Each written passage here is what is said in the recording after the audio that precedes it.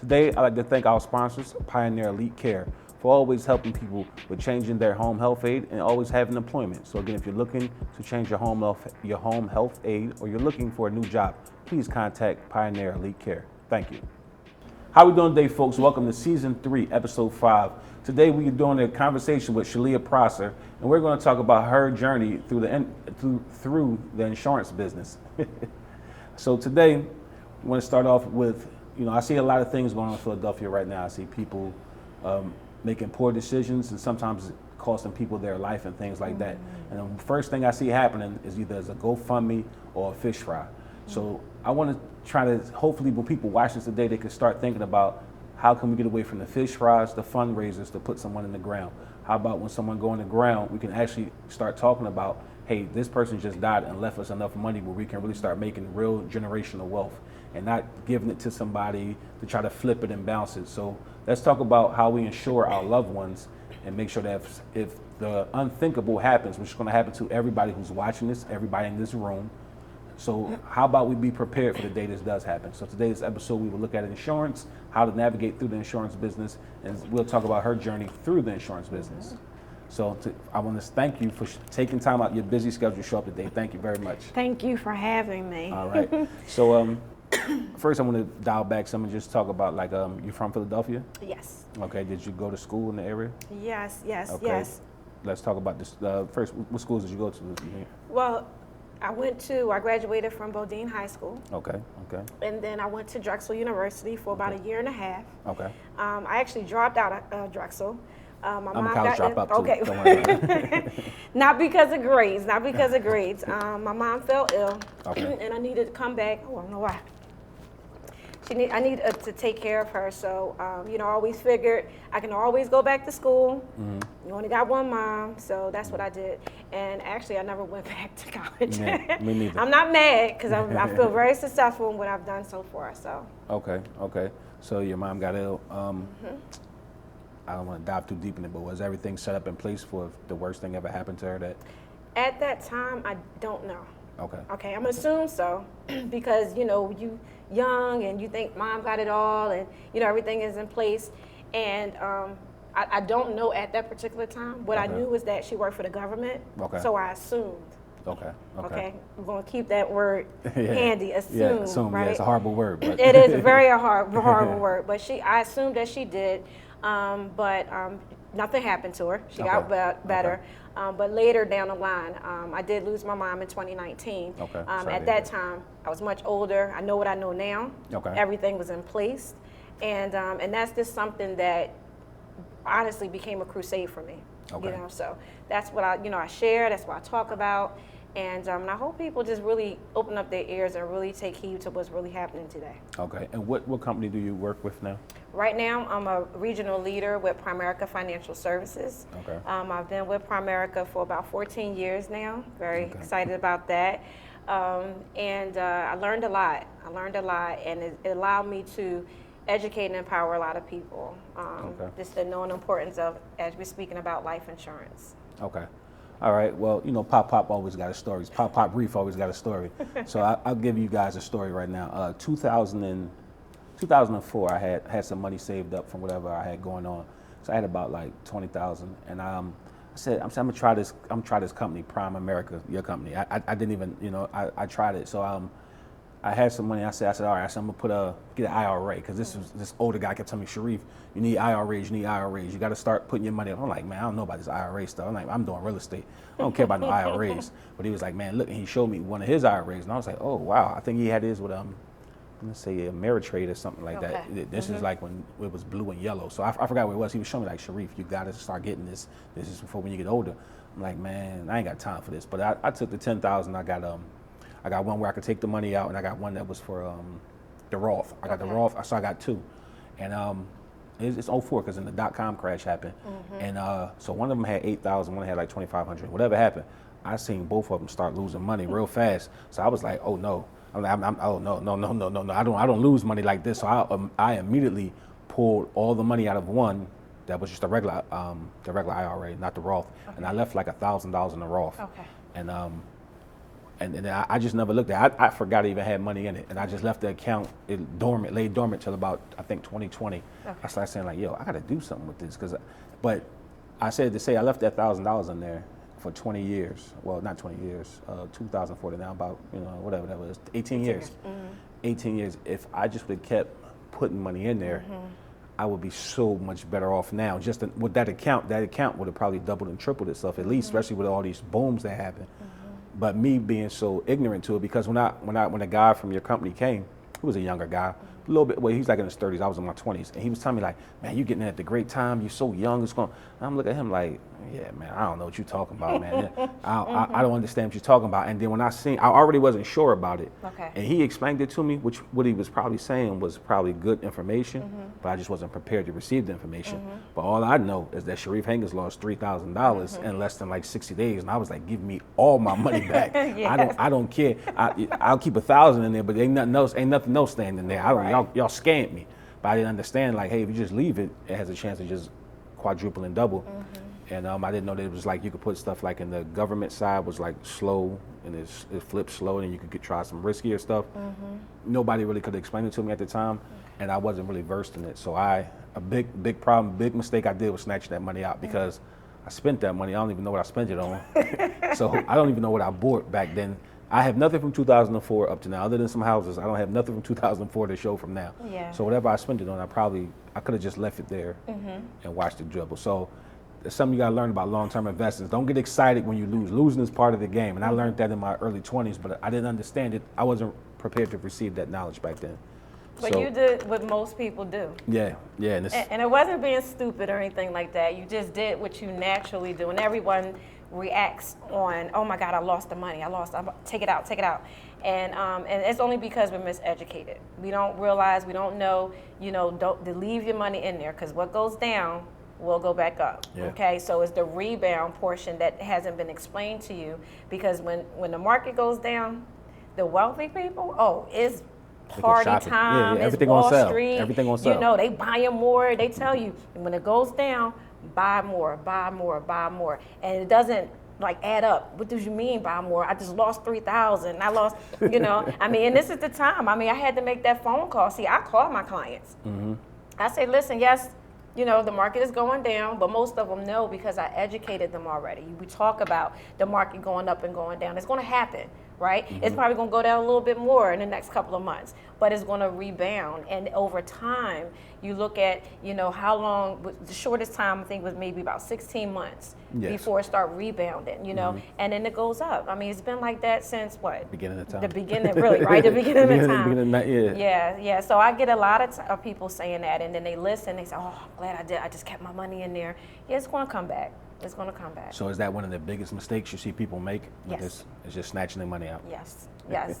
I say, do not look at the numbers. Don't even watch it. Don't turn off the news, right? Yeah, don't listen to Cousin Ray Ray. Turn off that news. Don't listen to Cousin Bookie and them. Don't listen to nobody. Just shut it down. Call me. Let's have a talk, and let's talk about it. But it happens, and like I said to someone, like you is in shares. If you have stock that, or your money is buying shares at, maybe I'm just going to throw something out there to say, I don't know, $100 a share. Let's just say that, right? And the market goes down, and now is on sale for like $30, right? That's the time when you want to buy more. Yeah. Because when the market goes up, the more shares you have the value of it's going to cost more. So you have to explain things like that. Well, this is a consumer-based country, so we get excited, and especially the people in the community I grew up in, they get excited when Saks, Nikes, all of them have a sale. They get excited and they go buy more. Yes. So if they have a sale, you trained your mind that if Walmart dropping these TVs to $200, we're going to line up to get them. If the Gucci bag goes on sale for $1,000 for one night only, we're in there in lines and droves, right, to buy these things. Absolutely. But if stocks and things like what you have going on, they go on sale. Everybody like, I don't want to lose all my money. Right. Never knowing that, it's part of the game. Yes. It's part of the game. And I believe me, I'm not smart. I just learned from a lot of mistakes. So like I said, I had a part where I said on my real estate episode not so long ago that if I could have got out of real estate when I wanted to, I would have ran. But the problem why I couldn't get out because I was stuck in so many bad deals that I really had to ride it through. Yeah. But now through riding it through, it kind of taught me about every investment. You really just have to strap on and ride. Yes. Like, and if it's something that you really are investing in, you did the research, then Yes. you'll be comfortable doing it. But it's hard to explain. So I know like getting that through a young person's mind is probably like they like no, I wanna go to Neiman Marcus. They want right now yeah, money. instant They want gratification. right now. And when I tell people, when you want right now money, just be prepared for right no money. Yeah. Okay. Or you're gonna lose it If right you go- after you get it. Right. Right. After you get it right now, you're gonna lose it right after there. Absolutely. So, I mean, but you have to talk about it. You know, what are you investing in? You know, for people to understand how to invest. You know, if you want right now money, it's not going to happen. You don't want to invest. You want something else that I don't want to get involved with, okay? But long-term investing, and usually the earlier you do it, meaning in age, the better long-term. When you save money now, money will save you later. You have to understand that. If you have a certain purpose of investment, is it emergency, 6 to 8 months, or do you want, 3 to 5 years, or are we saving for retirement wealth, right? So you have to break it down like that so people can understand. So if you want that right now money, something you get your hands on, this is the bucket. This is where you pull from. When you want to talk about long term and future money for when you get older, you don't even think about that money. Don't even worry about it. Doesn't even exist until you cross maybe 50. You know what I mean? Okay. 50, 55. You don't even worry about that. And then and the person's need, what's their risk factor? So you have to. Everybody is different. Your investment is going to be different from my investment. Yes. Right. So and that's what a lot of people get caught up because they compare. Oh no, I heard this and somebody told me, and I'm like, well, what are we doing? The inside trading thing? Hold on, wait a minute. Right. I don't want to hear a lot of people up. Like a lot of people up today for that. So yeah. I don't want to hear nothing like that, But it's do your research and ask a lot of questions before you start pulling out. And then I'll say, Ray. You talk to Ray. Look at Ray. Right? Yes. Ray is smart. Ray smart. Yeah. Yeah, he Ray never did nothing, but he's so smart. He's so smart. He know everything, right? Yeah. Right? But then when you look at the Rockefellers and you look at the DuPonts, right? And you're looking at the everyone else, they're not listening to Ray, right? So you have to see, what people are doing. What are the wealthy people doing? What do they know that we don't know, right? And a lot of times, we think we know, and there are some smart people in our community. I want to say in the hood, in our community, but it's just understanding how the market works when you're talking about investment. And it's very important, and not only for yourself, for your children. Okay. You want to start early. One of my biggest crusade in the business was talking to parents about starting the education fund for them right now. So as soon as they're born, boom. Right now. Okay. Right now, because what happens is that you don't know if your child wants to go to college. And we all, most parents are like, oh, my kids going to go to college, they're going to be, doctors, lawyers, and all this, and that's fine. But what are you doing as a parent to provide that? So when they graduate from high school, the first thing you do is put them in debt? Yeah. Let's talk about it. Student loan debt, right? Yeah, you already put them on the hamster wheel. You already there. I consider myself to be a smart student, right? I think my mom believed that I was a smart student. I wasn't a straight A student, so I didn't get the full scholarships, right? I didn't get that. One year Drexel was pretty expensive. We'll talk about it. My conversation in my household was, bring home those student loan applications. Okay. I'm looking at my mom like, wait a minute, you work for the government? Like, I know you got the money. And she was like, no, you got to bring home those student loan applications. And I was like, wow, that hit me because I'm like, I'm going to be in debt, right? But that's how I went to Drexel. So I had student loan debt. Now here it is. Don't have a degree to show it, but I had. You had that. Thank goodness for business. I had student loans, right, that I had to pay off even though I didn't get that degree.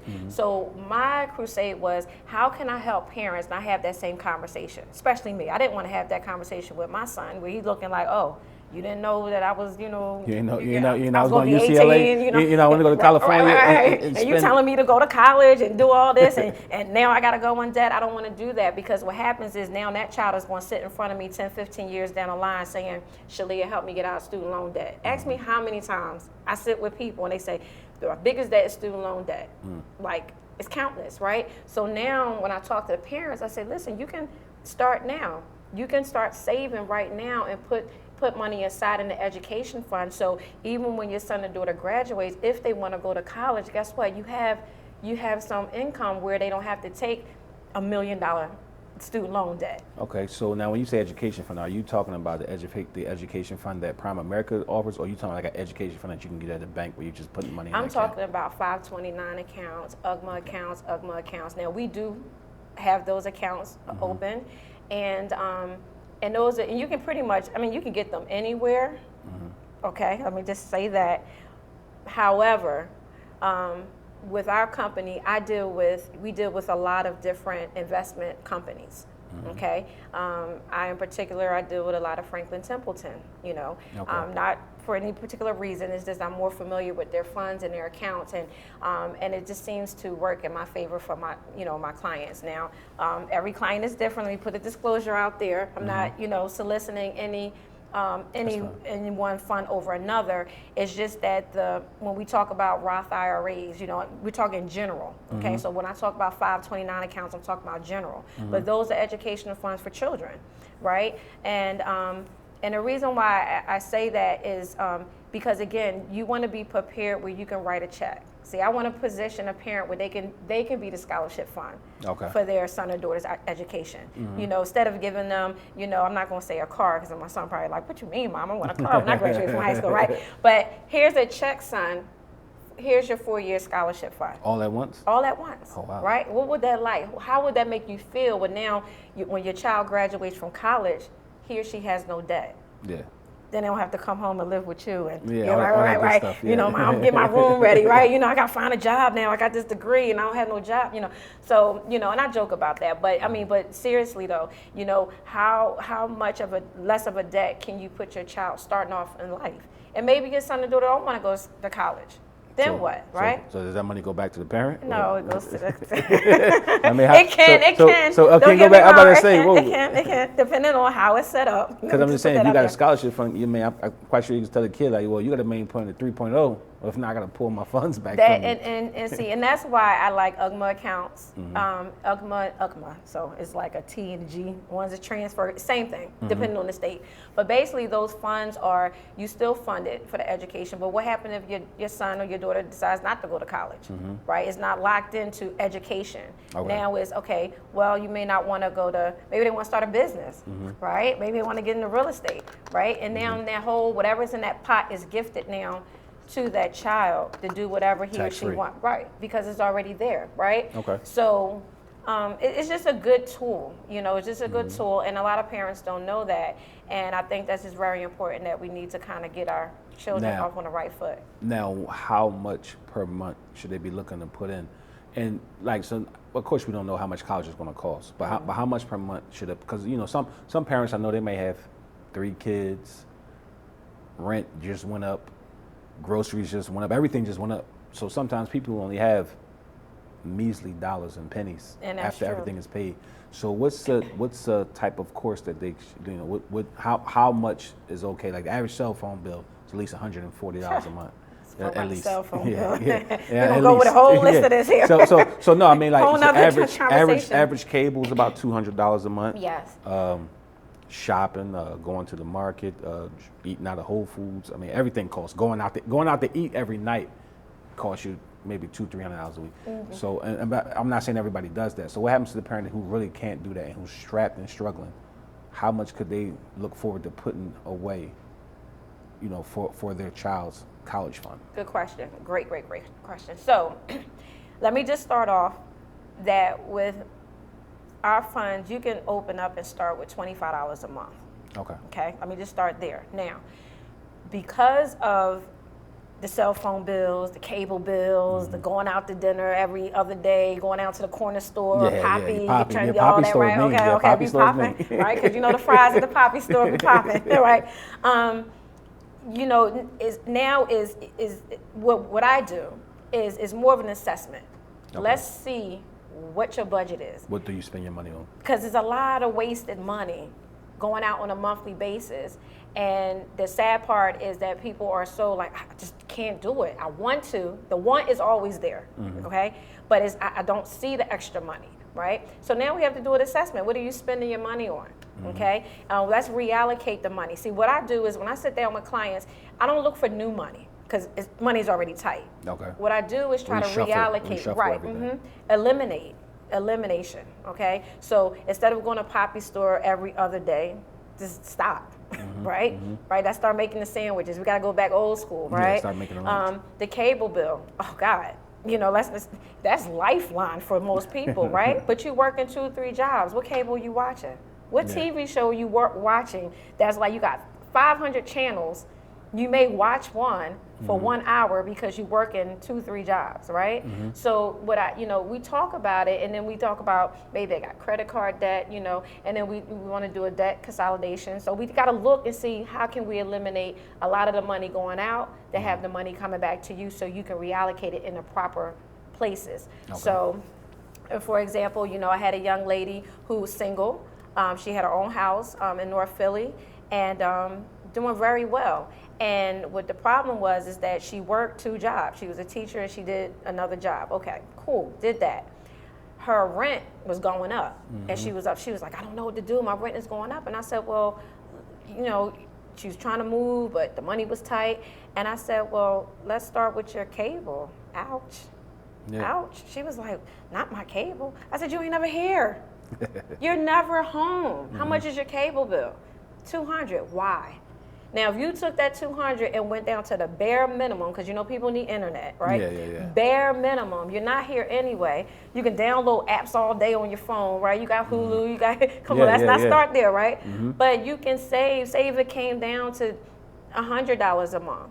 Now you got an extra $100 that you can take and put it somewhere, right? Pay yourself. We say pay yourself first before you start paying all these bills, right? So for a mom or a father that have children, maybe you may want to make a couple of sacrifices, and we talked about that. Just give yourself a 6-month sacrifice.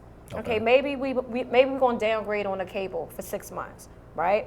Maybe we only go out once a month instead of every week. Right? Maybe I don't go to Starbucks or my Starbucks coffee drinkers, right? Maybe I go to Dunkin' Donuts. I don't know. But cut down something, make a sacrifice, at least for 6 months so you can see that extra income, and then you can eliminate that credit card debt or, something like that. Now you can free yourself up because the debt that you may be paying for that credit card debt, maybe you're paying $50 a month, that $50 can add to something else, and now you can start investing and paying yourself.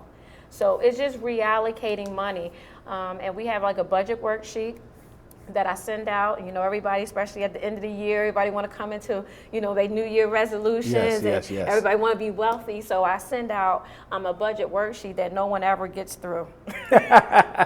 Nobody ever gets through. They go through like the first section and they crying, oh my God, because nobody sees it on paper. We're visual creatures, right? Yes. But you don't see it on paper. Okay. And unfortunately, even with the gas going up, nobody want to go nowhere, So it's just positioning you to have that emergency account. Okay. Where, when emergencies happen, you have this and you don't have to touch that. So it's discipline. Financial discipline. Discipline, right? Okay, so let's just say a young lady gets out of college, right? Well, she graduated high school, she's on her way to college.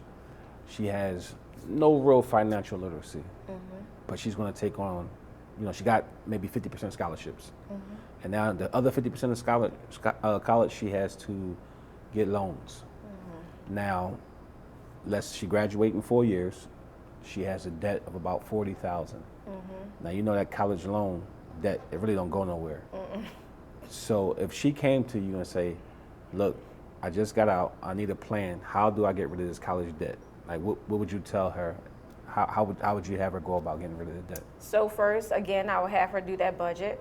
Is she working? That's a question. She's working in her field. She's making, let's say $40,000, $50,000 a year. Okay. Fresh out of college, just the apartment.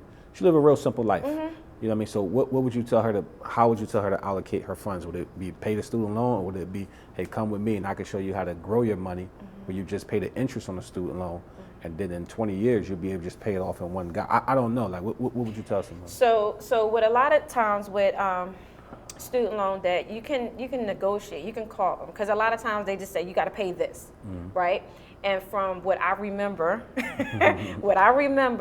is that when you call them, always, and this is with any debt, you can always call the creditor and have that conversation. Okay, a lot of creditors are not, here they want you to pay, right? So you have to, sometimes just be honest. Look, this is how much I'm making a year. This is my expenses. If it's too much, then they can reduce it to a point where, it's affordable for you, okay? So I do know that that can be a conversation that I will have with her first, to call and see if they can negotiate and reduce the debt, her payments, if it's too much for her. And even if it's not, I still tell her to go do that, because and with every debt that she may have, because she may have credit card debt, she may not, and it maybe that's the only debt. But I'll have her really contact all of her creditors to see if they can reduce the payment. Now, not to say her payment to them is going to be reduced, just reduce. So if she's paying maybe $100 to her student loan and her money is tight, maybe she changed jobs or something to that effect, and they reduced it down to maybe 50, and she can still pay that 100. Pay that 100. Pay that 100. Okay. Because so you want to, but keep the same payment going. Right, because you want to, and then I may look at her other expenses. What else you have going on over here? Would you like to go out? We need a budget. We need a going out budget. Okay? And then and we allocate that within her and her funds, and then it's like, are you set up for even retirement? Maybe you need that emergency fund going on. You drive a car? Yeah, I drive a car. Is it a car note? Yeah, I got a car note. So we have to see, with all of her debt, what is she paying? What is she spending? And what is she bringing in? So, yes, you do want to pay. If it gets to the point where, even though student loan debts are not going nowhere, maybe you might a deferment period. Okay. Maybe she needed a breather. Maybe can you defer for 6 months, right? If you defer for 6 months, we got to go to work in this 6 months. Okay. Right? Because now we need to eliminate whatever debt you got going on over here to free up that extra money, so we can get rid of that and we can tend to that and and pay. You always want to still pay. Even if you deferred, you still want to pay something on it to get it down. But depending on how much your student loan debt, it's just, how to talk about it. Heck, you talk about deferred queen. Okay, I graduated what year? You right. Yeah. And then still, I was deferred, and I know that's like sound crazy for me to talk about people finances, but hey, I mean, it is not going nowhere. But but once I eliminated it, it was gone. So what did I do with that money? So I was already used to paying student loan debt. So I just took that money and reallocated, and now I got more money to invest in myself. Okay. Oh, that's and that's one of the things that people don't do. When they free up a debt, they go ballistic. Yeah, let's go some more debt to get You're into. already used to paying $100 a month, right? You already used. It's just not going to Sally Mae. Yeah. Now it's going to maybe your car note, the extra $100, not replacing it. So you want to double down on a lot of the debt so you can get out of it faster. Okay. And it saves you money on the interest too. Okay. So I was seeing in your bio that you're licensed in 8 states for life insurance and 9 states for securities. Yes. You got that over time? Because I know you said when you went in, you just inched into this business. Yes. So I started off obviously being licensed in Pennsylvania as my resident state. And because I expand, I can literally help someone that's in California. You have to be licensed in whatever state to help that person.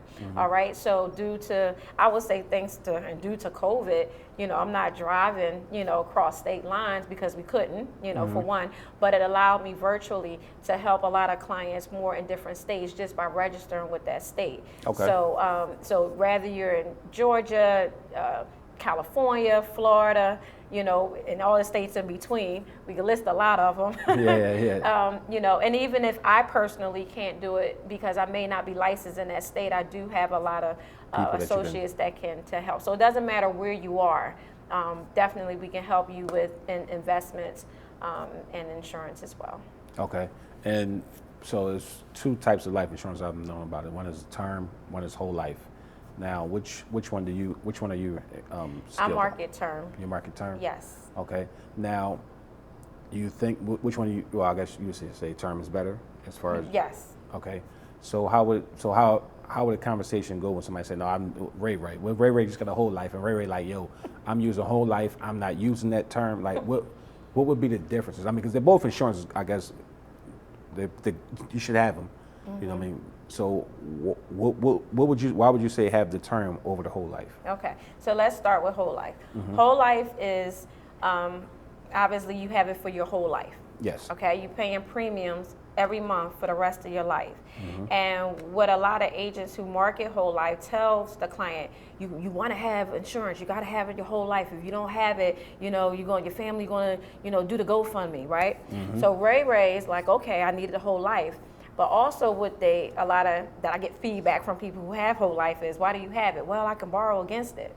Okay, let's talk about the borrow against it. Okay. So basically what whole life is, you're paying for the face value, okay? Whatever it is, say it's $100,000, and I'm saying that loosely, but to say you have $100,000 of whole life, and then you have what's called a cash value component, like a savings account that's attached to it. So you have two things that's going on, the face value and the cash value. That premium that you're paying for is paying for both things, okay? But ultimately, you're only going to get one. Okay, so you don't get both. You're never going to get both. You want to get one or the other. So if you're paying for two things, should you receive two things? Yeah. Absolutely. But you're only going to get one. So what gets a lot of people who are uneducated is the savings part. Oh, well, if I ever need the money, I can borrow against it, this and that. And I say, well, do you know where that money is? You know where it come from? Your premium, that's your money. You're borrowing your own money. Okay. Do you, say you at Wells Fargo, when you go and withdraw money out of your checking account, do you borrow your money from your checking account? Hold on. I hate Wells Fargo. They always get a scandal for messing over black people. I do have an account with y'all, and I promise you I'm getting it out of there one of these days. I just ain't had time yet. But. I didn't know that. We're going to say ABC Bank. Yeah, ABC Bank. Can we edit that? Can we edit that? No, Wells Fargo knows how I feel about them. They know I hate them. But go ahead. I'm sorry. ABC Bank. Yeah.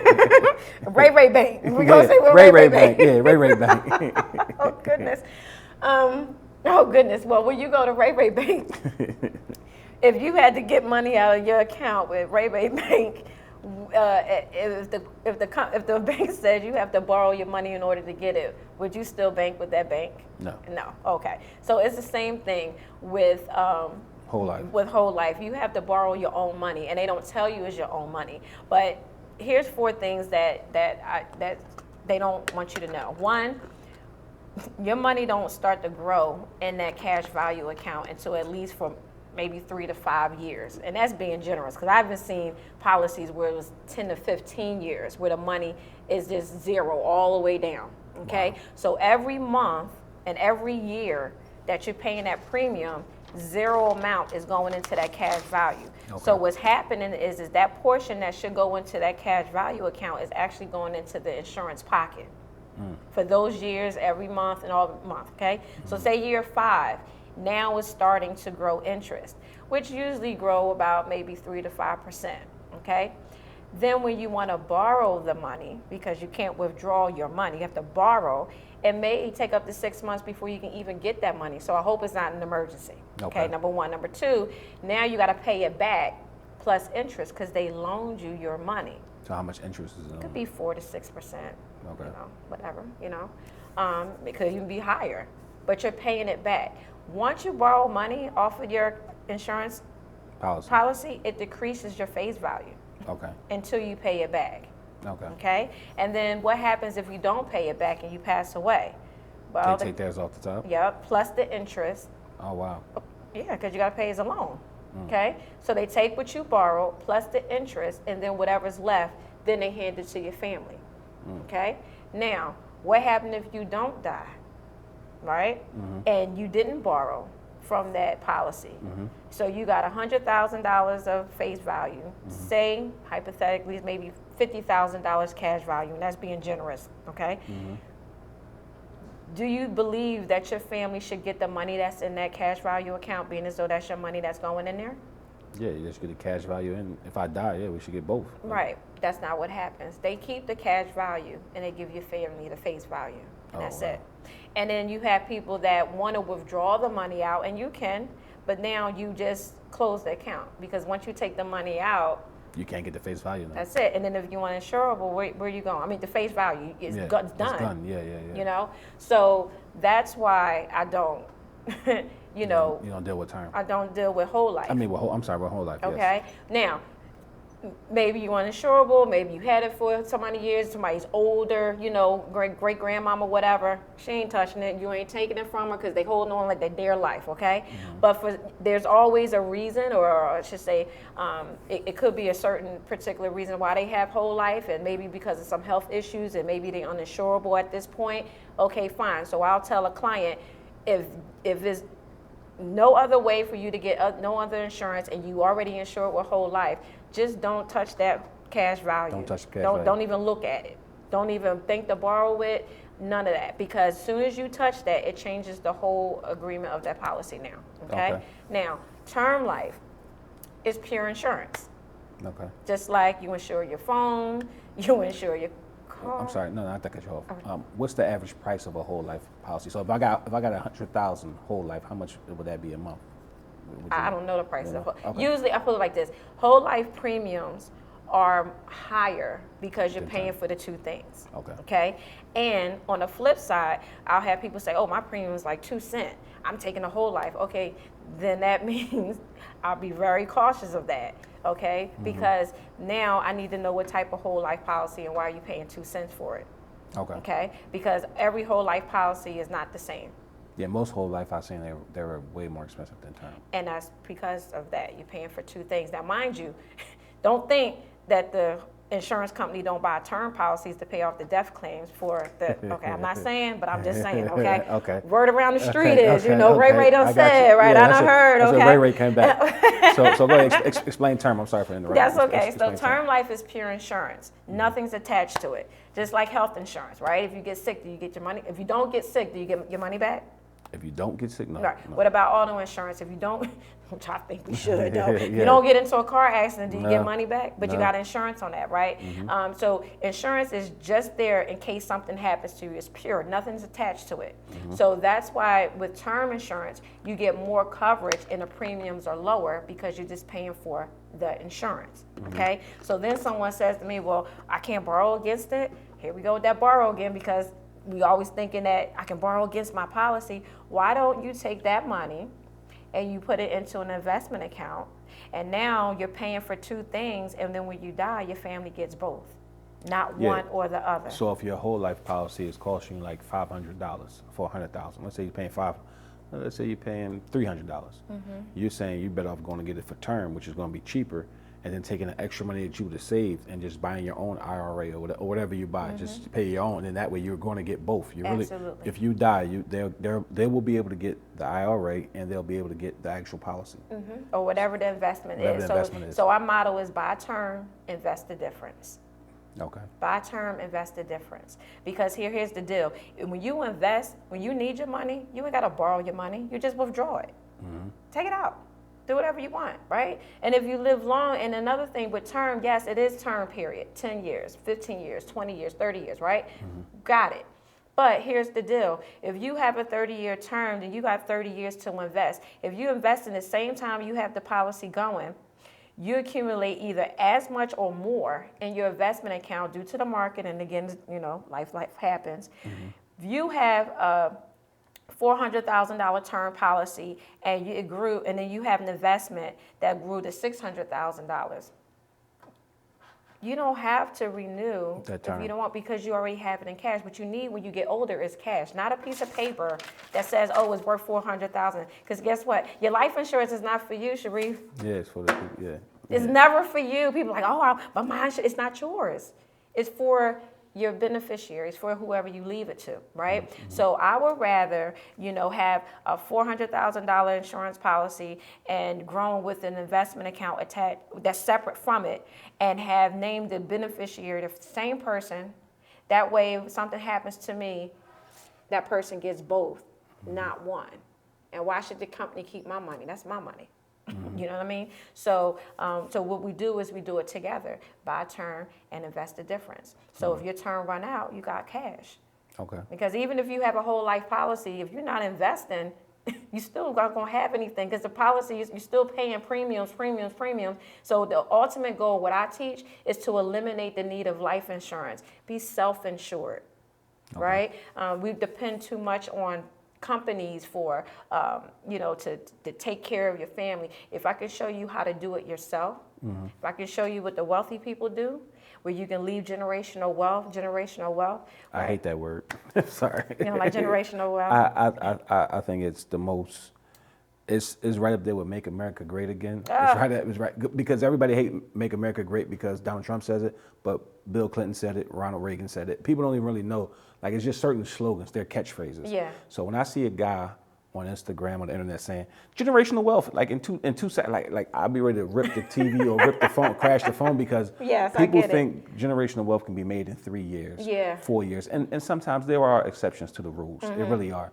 But for the most part, you know, a generation is a certain amount of years. You know, I think it's 10 or 20. I can't remember right now offhand, maybe 20 or something. Okay. So to amass that type of money, you need to be doing something with a plan that's that long to amass that type of wealth. So just when people say it, I just cringe. But you know, what you're talking about, yes, that's a real generational wealth plan. This is something that takes time, takes discipline, and something you just don't have to be steady with. It's not beautiful. It's not gonna be like, I just say it, but you know, I mean, 20 years from now, I don't really think none of these apps would be out. But you can, you know, if you really put in the work and really save the money, it really becomes generational wealth. But amassing generational wealth is boring. Yeah. You know, it's really boring and it's steady, and it's something that takes a lot of discipline. I just hate when people play with these terms now, because it is a real thing. It's not like it's a fake thing. I think that, and I agree with you with the, you know, the terms. But when you talk about wealth, and we had a new phrase. We talk about financial independence, but the new term was financial security. I like that. Right. I'll take that. And because we talk a lot about financial independence all the time. You know, within our company, we talk a lot of that with our clients. And then the term came up, financial stability or security. And I said, you know what? That's me, because I look at income. You know, I want to be able to, you know, have my son, you know, only have one child, so I have my son, and then his children, whatever he decides to have, hopefully is like way way later. Way later. Make one next week, buddy. No, that ain't happening. Plans change. Let's see that wealth right now, buddy. Have money, right? But I just look at it as something that's building.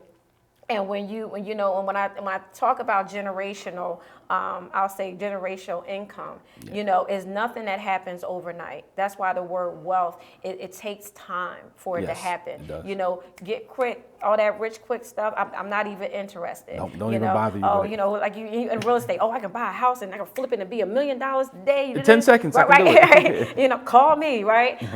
No, it doesn't happen that way. You have to put the work in it, and you have to be disciplined. You have to discipline your money, and you have to understand what the purpose of this particular pile of money is for versus this pile of money. And with a lot of times, families, they put it all together, one big old pot, you know, and then it's like, oh, I'm gonna save a little bit here and I'm gonna spend. I'm gonna save a little bit here and I'm gonna spend. And it doesn't work that way. You know, you have to have a game plan, and you have to be intentional, and you have to be specific. And that's why when it's talking about money, I don't play around with money, okay? Because it's not about you, Sharif. It's about your children or your nieces, your generations behind you. That's what I talk about. And it's what you do that you can leave that legacy. And so people talk about it all the time. I want to leave legacy. I want to leave all this. I want to leave all that, you know. And it's like, okay, well, put what you're saying to action. Yeah, it's what a lot are of you work. doing? That's a lot of work you have to Can put you in. cut that cable bill? Okay. Yeah. Can we get off of all these different plans? Can we, you know, cut off Hulu and Netflix and everything you got under the sun? Because one, you're struggling anyway. You robbing this person to pay that person.